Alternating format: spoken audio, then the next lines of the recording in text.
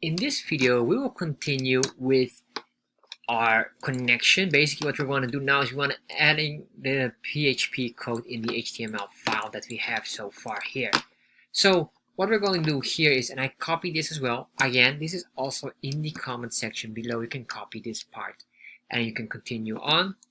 And maybe you might wonder, well, what about other database, for example, Node.js, or when are we going to use Node.js as well? Well, I will tell you that I'm working on a Node.js as well that will be added as well as soon as possible once this part is done, because right now I just want to explore this part first, and afterwards very soon we'll have a Node.js related part where we just go full JavaScript. Alright, so what we have here is basically the final part where we get all the PHP code and put it in here. So what I'm going to do is the following.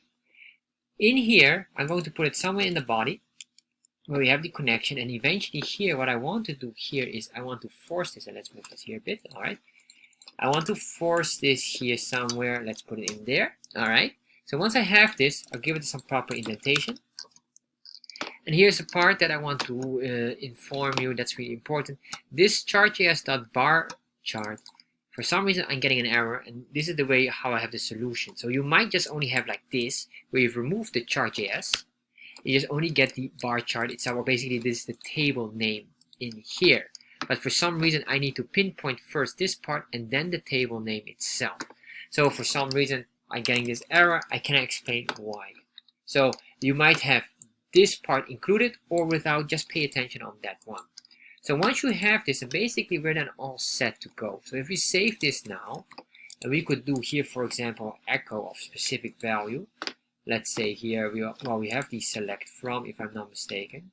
We have the select from here, and we could say, for example, here echo, and we could do here row, $row, and here we can put in, let's get a value here. For example, we want to put in the revenue. If you get the revenue column, save this, semicolon here.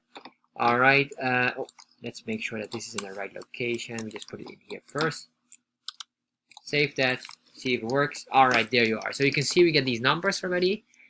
129876. Pay attention here. 129876. All right, so our connection is ready. If your connection is not ready, or if you test it and you don't see it, please double check your connection.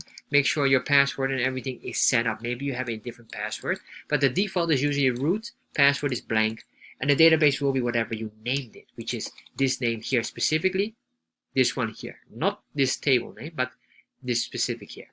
All right, so that's it for now. Now we're ready for the connection. Next video we're going to really dive deep into the database and connecting it with Chartjs. Thank you for watching this video, and I hope you enjoy it. And if you enjoy this video, you probably will enjoy this one as well. And if you're interested in Chartjs, check out in the description box the link directing to my Chartjs course, where you can learn everything about Chartjs. And finally, of course, make sure you subscribe to my channel.